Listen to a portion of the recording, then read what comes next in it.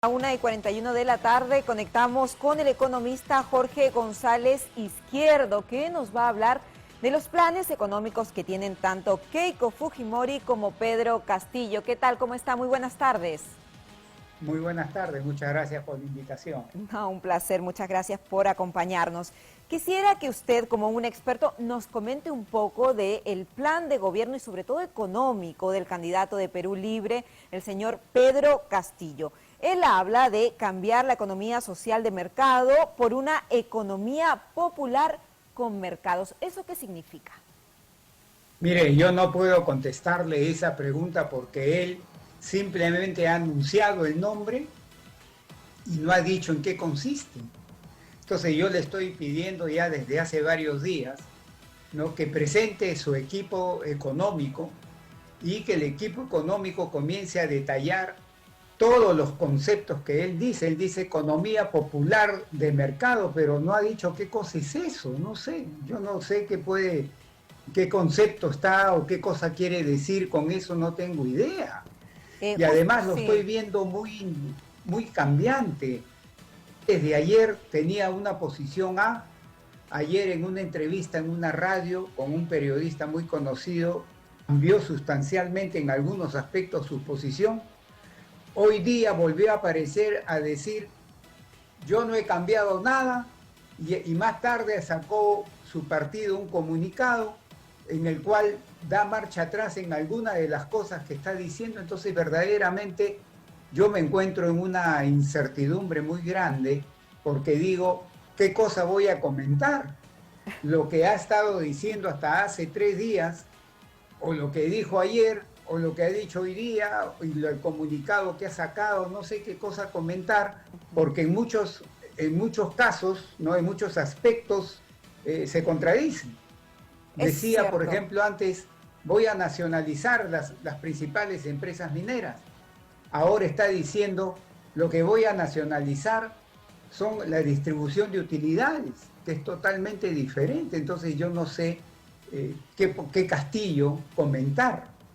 Así es, don Jorge. Precisamente yo tengo un extracto de su plan de gobierno, sobre todo en el área económica. Dice, economía popular con mercados, cambiar al Estado supervisor por un Estado interventor, planificador, innovador, empresario y protector.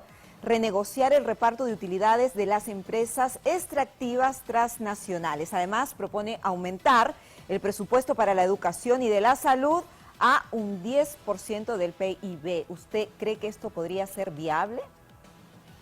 Mira, yo voy a analizar el plan de gobierno que se le presentó al país.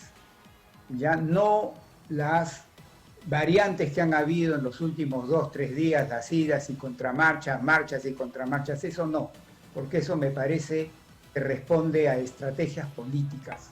Yo voy a analizar lo que se presentó hasta hace 4 o 5 días atrás. Y haciendo un esfuerzo de síntesis, diría que ese programa de gobierno en lo económico del señor Castillo se basa en 3 pilares. 3 pilares principales sustentan ese pensamiento económico del señor Castillo en ese programa de hasta hace 4 o 5 días. ¿Y cuáles son los 3 pilares? Son los siguientes. Primero, nacionalización de empresas extranjeras grandes, sobre todo en el sector minero, hidrocarburos, petróleo y energía, y entregarlas a los gobiernos regionales de la región para que las gerencien, las administren, primero. Segundo, un Estado muchísimo más grande que el que tenemos ahora, donde sea un Estado que interviene en casi todas las actividades económicas del país. Y tercero, una nueva constitución, pero un nuevo capítulo económico, donde se ponga claramente qué cosa es esta economía popular de mercado. Esos son sus 3 pilares fundamentales que, desde mi punto de vista, sustenta el pensamiento económico del señor Castillo, expresado hasta hace 4 o 5 días, no tomando en cuenta los cambios que ha estado haciendo en las últimas horas. Ese programa, creo yo, que es inviable, porque nos sumergiría en un caos económico. Miren ustedes, y les voy a poner un ejemplito práctico para que la gente que nos ve entienda, con un ejemplo de la vida real, más allá de estar hablando cosas teóricas. Un ejemplito de la vida real. Miren a mí, los gobiernos regionales, no ahora, sino desde hace tiempo, hace años atrás, hasta ahora, ni siquiera pueden manejar bien la plata que les dan por concepto de canon, sobrecanon, regalías y transferencias que le hace el gobierno central. Esa cantidad de dinero no la pueden manejar bien. Muchas veces se los han robado, corrupción. ¿Cuántos presidentes regionales tenemos o en prisión o perseguidos, fugados? Tampoco han resuelto con esa plata los principales problemas de una sociedad. Cajamarca sigue siendo una de las regiones más pobres del Perú y es el que el gobierno regional recibe muchísimo dinero. Entonces, ¿qué hacen con ese dinero estos gobiernos regionales? Lo devuelven una parte al Ministerio de Economía y Finanzas y lo que es de ellos lo meten en cuentas bancarias. Y a esos gobiernos regionales supuestamente les daríamos para que administren, gerencien grandes empresas mineras, petroleras y de energía. Y yo pregunto, ¿con qué capacidad? Si para eso uno necesita profesionales de altísimo nivel, muy preparados, con mucha tecnología, y cuando les das a estos gobiernos regionales, ¿qué van a hacer? ¿Saben lo que yo creo que va a pasar con el paso de los años? Te van a poner de gerente general al tío, de gerente financiero a un sobrino, y se van a distribuir los puestos así. Y obviamente esa empresa progresivamente va a ir cayendo, hasta que entre en una gran crisis. Y el problema ahí va a ser que el gobierno va a tener que ponerle plata para que no quiebre. Y precisamente ahora que, digamos, todo está administrado por estas grandes multinacionales que pagan dinero importante al Estado peruano, la gente en la calle se pregunta y dice, bueno, ¿y dónde está ese dinero? ¿Dónde están los hospitales? ¿Dónde están las carreteras? Supuestamente ahora hay una administración óptima y se pagan grandes rangos de dinero aquí al Estado, pero ¿qué pasa con eso? Porque a pesar de que ahora no estamos en un modelo de izquierda... Hay que preguntarle a los gobiernos regionales y al gobierno central, a los dos. Y si están fallando los gobiernos regionales y los gobiernos centrales, los dos, hay que introducir sustanciales modificaciones a eso. O sea, si ahora la situación no se ve, digamos, en obras, en colegios, en centros de salud, podría empeorar con un hipotético gobierno de izquierda, porque si ahora día, no es como muy digo buena yo, tampoco. mira, lo voy a poner en términos jocosos, sin intención de burlarme de nadie, sí, pero en términos para que la gente entienda. Si hoy día la mayoría de gobiernos regionales no pueden con su alma, ¿qué van a poder cuando le das nuevas responsabilidades? Pues hay que tener un poco de criterio, ¿no? Si hoy día tienen problemas para manejar lo que les dan, como usted dice, faltan hospitales, faltan postas médicas, falta esto, falta lo otro, si no tienen capacidad, y no es que no haya plata para hacer eso, hay dinero, pero la capacidad de gestión es bajísima. Si no tienen esa capacidad siquiera de gestionar bien los recursos que tienen, ahora que le den nuevas cosas para responsabilizarse, ¿con qué capacidad lo van a hacer? Pues dígame. Alguien podría decir, no, es que nosotros vamos a fortificar a los gobiernos regionales. Está bien, pero eso toma años. Eso no se hace en 6 meses. Ese es como un doctor se hace en 11 años. No se hace en 3 años ni en 5 años. Claro que sí. También, por último, para cerrar ya al señor Pedro Castillo, lo que estamos hablando de él, lo de las AFPs. Sabemos que en el país hay 7 millones de personas afiliadas a este sistema. ¿Qué pasaría si él decide eliminarla y potenciar el Sistema Nacional de Pensiones? ¿Eso también se podría concretar? De que a 7 millones de personas le va a confiscar sus ahorros. sus ahorros. Porque el sistema privado son cuentas de ahorro que tienen nombre Jorge González Izquierdo, Perico Lopalote, Sultanejo y así. Si lo pasan a la ONP, que es un concepto de olla común, que ahí ponen todos los fondos y de ahí sale para los pensionistas, es como si me quitaran mi ahorro que yo tengo en el banco. Y a mí no me va a hacer ninguna gracia que me quiten mi ahorro, porque es mi trabajo acumulado durante años. Esa plata en todo caso que me la den, porque es mi plata. Y yo tengo derecho a decidir sobre mi trabajo. No que venga, me lo confisque, lo petan a la ONP, que es una olla común. Mi trabajo, mi esfuerzo. No, yo creo que eso no se puede hacer, ¿no? Y ahora vamos a centrarnos en el plan de gobierno de la señora Keiko Fujimori. Ella expresa reactivación económica, devolver estos más de 2 millones de empleos que se han perdido en la pandemia. Tiene varias propuestas bastante dinámicas, pero siempre bajo la Constitución del año 1993. ¿Usted ha tenido oportunidad de revisar cada uno de los planes que tiene la señora Fujimori? Sí, muchas de las medidas que ella propone son medidas adecuadas, pero son medidas puntuales. Y lo que yo le reclamo a la señora Keiko Fujimori también, con el igual respeto que le tengo al señor Pedro Castillo, lo que yo le digo es que este sistema económico que tenemos desde hace 30 años, desde el año 90 hasta acá, es un sistema económico que se llama sistema económico de mercado, a secas. Y este sistema económico obviamente ha traído beneficios en esos 30 años que no se pueden negar, pero también no se debe ni se puede negar que tiene graves deficiencias. Graves deficiencias. Este sistema económico como el que existe hasta el día de hoy, jueves, no puede ni debe seguir así. Se le tiene que introducir mejoras para que sea un mejor sistema, para que los frutos del crecimiento económico le llegue hasta el ciudadano más humilde. Y pongo un ejemplo que va a graficar lo que estoy diciendo.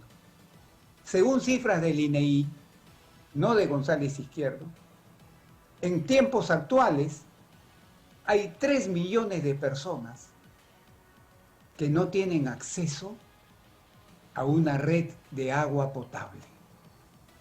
Y 8 millones de personas que no tienen acceso a una red de desagüe. Y eso no lo dice González Izquierdo, eso lo dice el INEI, son cifras oficiales. Y si sumamos 3 más 8, en términos potenciales estamos llegando a que 11 millones de peruanos tienen problemas básicos para el agua potable y para el desagüe. Y 11 millones de peruanos, amigos, es casi el 40% de la población. Son datos realmente alarmantes. Hoy, entonces el sistema económico actual no llegó a ellos. Esa gente protesta y con justicia que protesta. Entonces pretender mantener este sistema económico sin ningún cambio para adelante no es lo correcto. Ni debe ser lo correcto. ¿Y cuáles son los cambios que debería seguir la señora Fujimori? Pero ¿cuáles en concreto para, digamos, modificar este sistema que ya vemos no está dando resultados? ¿Cuáles serían las 3 claves que la candidata Fujimori debería realizar para cambiar esta figura y mejorar? Yo lo tengo clarísimo y si me dan unos segundos lo digo clarísimo también. Por favor. En primer lugar, los mercados que componen la economía peruana debe ser promovido en cada mercado mucha competencia, porque la competencia es lo que asegura que el bienestar le llegue hasta el último ciudadano peruano. Eso quiere decir, ¿qué cosa? En sencillo, facilito, que no debemos permitir la existencia de monopolios, oligopolios, carteles, que grupos de poder económico le impongan condiciones a los ciudadanos y abusen de ellos. Eso no es mercado, esa es la antítesis, lo opuesto al mercado. El mercado lo que busca es competencia para que la competencia produzca bajada de precios y mejor calidad. Entonces, lo primero que hay que hacer es desterrar eso, esos monopolios, oligopolios, carteles, concertación. No hemos visto cómo el Indecopi a veces multa a empresas, por ejemplo, envasadoras que nos venden el gas en balones, que se habían puesto de acuerdo para poner un precio juntas. Ya nos hemos olvidado de eso. Entonces, eso hay que desterrar. Segundo, para desterrar y que eso no vuelva más, tengo que montar un marco regulatorio simple, eficiente y sobre todo predecible. ¿Qué cosa es eso? Dirá la gente. Por ejemplo, ahí están normas, leyes e instituciones. Ahí está, por ejemplo, Indecopi, o Citran, o Sinermin, etc. Estas instituciones, su tarea es regular los mercados para que no haya abuso de nosotros, los ciudadanos de a pie. Y no están haciendo bien su tarea. Ahí hay que enfocarse, segundo. Tercero, los bienes públicos que son salud, educación, seguridad ciudadana, infraestructura, tienen que ser muchísimo mejor ofertados a los ciudadanos de a pie, como el ejemplo que acabo de dar del agua y desagüe. Y finalmente, tengo que construir, porque no existe hoy día en el Perú, una red completa a nivel nacional de protección social, sobre todo que proteja al que menos tiene, para que esta red, cuando hay un shock adverso como la pandemia que estamos viviendo hoy día, proteja a los que menos tienen y no los golpee duramente. Y segundo, las ganancias que he hecho en los buenos años que sean permanentes y no desaparezcan. Con esas cosas, creo yo, que el sistema económico que tenemos hoy día. Por supuesto, es importante, es necesario, esto tiene que cambiar porque la gente está con un descontento generalizado, están tristes, muchos han perdido familiares y la situación económica es realmente dramática, el desempleo continúa, hay muchas carencias y necesidades, como usted muy bien lo señalaba. Quisiera también discutir con usted parte del plan económico de la señora Fujimori, se lo voy a leer.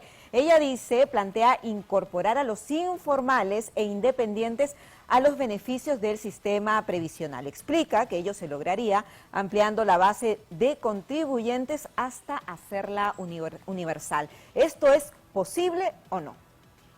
Sí, o sea, acabar con la informalidad. Miren, la informalidad juega dos roles en la sociedad peruana.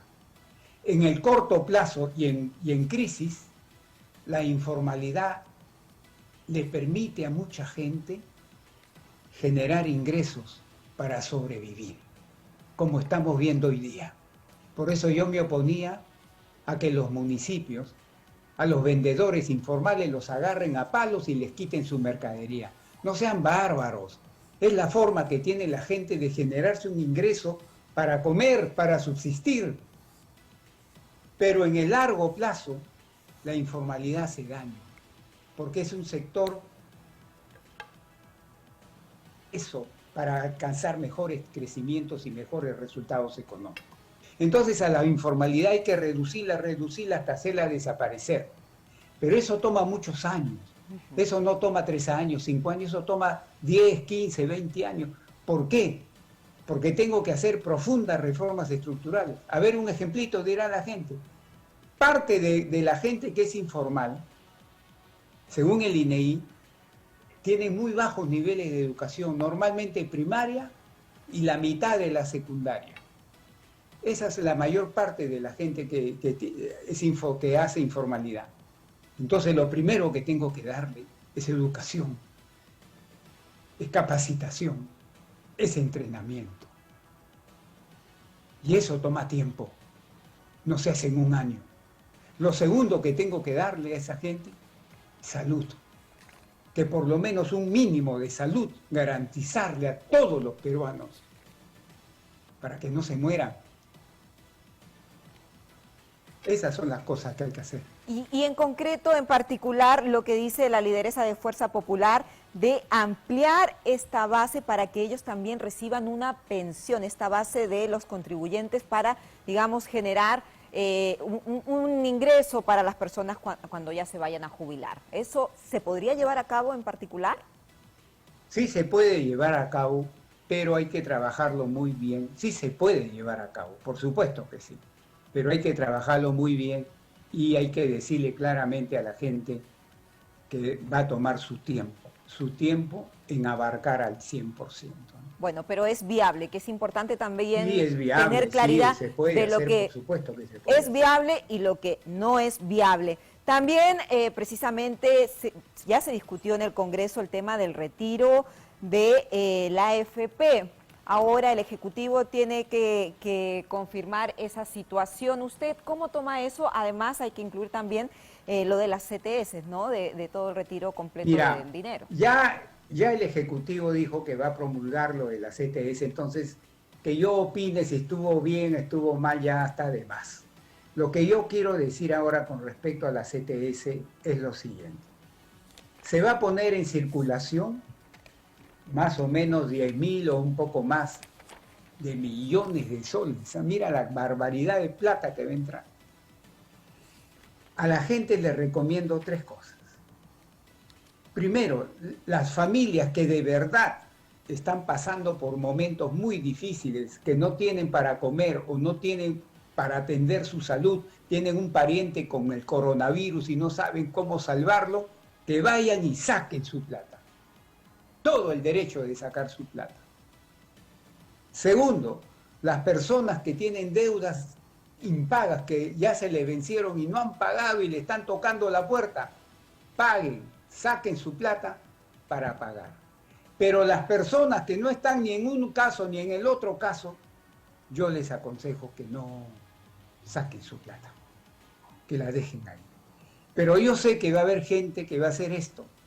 Están viendo subir al dólar y saben que si el día de mañana sale una nueva encuesta en la que el señor Castillo está más arriba, sabe que el dólar va a seguir subiendo, entonces pueden agarrar esos soles y quererlos pasar a dólares, con lo cual en ese caso te harían subir más todavía el precio del dólar. Podría generar especulación también, ¿no? Claro. Una consecuencia. Y en caso de precisamente hoy el Consejo de Ministros va a analizar detenidamente estos proyectos de ley que permitirían retirar los saldos disponibles de las cuentas de la AFP. ¿Qué opinión tiene usted al respecto? No, no me parece, porque eso es para mi jubilación. Miren, amigos, en el Perú hay 2 sectores de trabajadores, uno chiquito y uno grandazo. El chiquito se llama trabajadores formales, que según el INEI, antes de la pandemia, porque ahora debe haber bajado, pero antes de la pandemia era 28% de la fuerza total de trabajo, 28%. Este sector formal. Y este sector formal, que no llega al 30% del total, es el que tiene CTS, AFP o NP. Y este sector formal es desde la época del señor Vizcarra, que le han estado permitiendo que saque CTS, que saque AFP, que saque y que le han dado los bonos. La mayoría de los bonos acá. Pero ¿sabe qué pasa, amigos? Y este sector grandazo, mayoritario, que son los independientes, sobre todo informales, los que generan su ingreso ellos mismos y a veces día a día, no tienen CTS, no tienen AFP, no tienen ONP, no les ha llegado los bonos. Y a ellos, ¿quién los atiende? Toda esta medida CTS que acaban de dar es para la minoría. Si permite el gobierno que se saquen las AFP, para la minoría. Oye, y estos 9, 10 millones de peruanos que están mirando de lejos, mira, ¿quién los ayuda? ¿Y cuál sería la alternativa?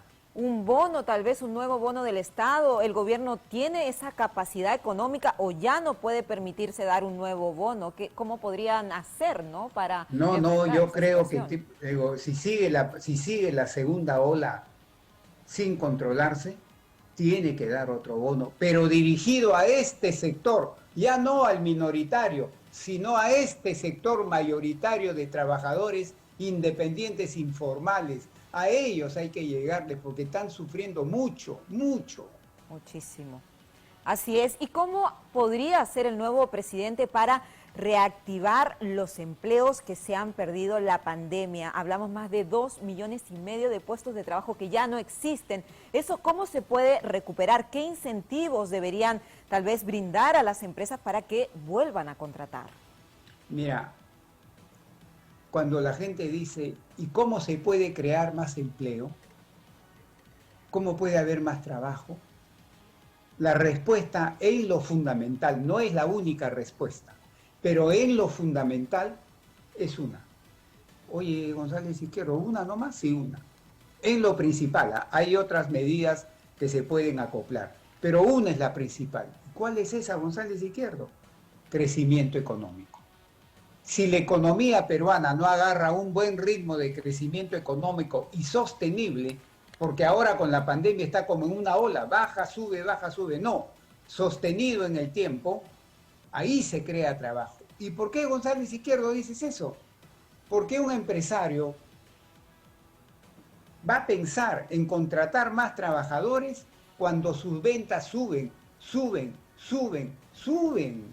Porque ahí es donde donde él piensa que tiene que producir más y por consiguiente contratar más trabajadores.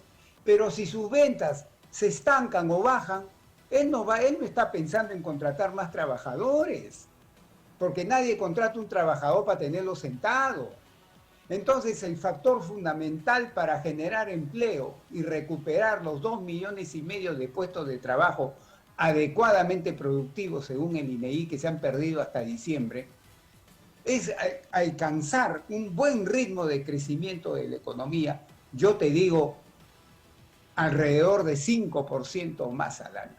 Ahí vas a crear la cantidad suficiente de puestos de trabajo para ir recuperando estos puestos perdidos. ¿Y cómo se consigue eso, González Izquierdo? La primera condición, pero sin la cual no hay nada, es que tenemos que votar a la pandemia. Como yo digo, agarrarla del pescuezo y darle un patadón a la pandemia, que se vaya. ¿Y cómo se consigue eso? Con la vacuna. Oye, pero si ya están vacunando.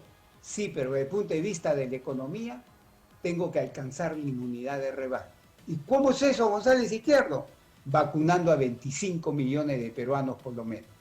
Entonces, cuando nosotros veamos que por lo menos se han vacunado a 25 millones de peruanos, ahí vamos a pensar, fuera pandemia, ya no está más en el escenario peruano, y ahí recién la economía de verdad va a ser esto. Fuerte crecimiento y en forma sostenida. Y ahí el empleo, ahí va a comenzar a crecer. Eso es, no es más complejo que eso, amigos.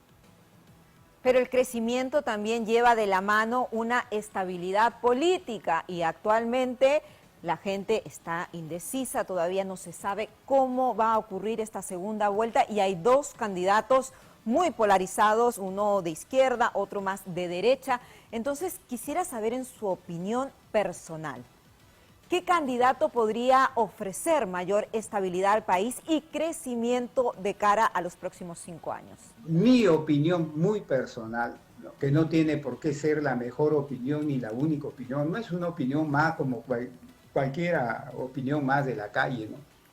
Es que si el señor Pedro Castillo es el nuevo presidente, la economía peruana se va al tacho. Así de claro y raspado.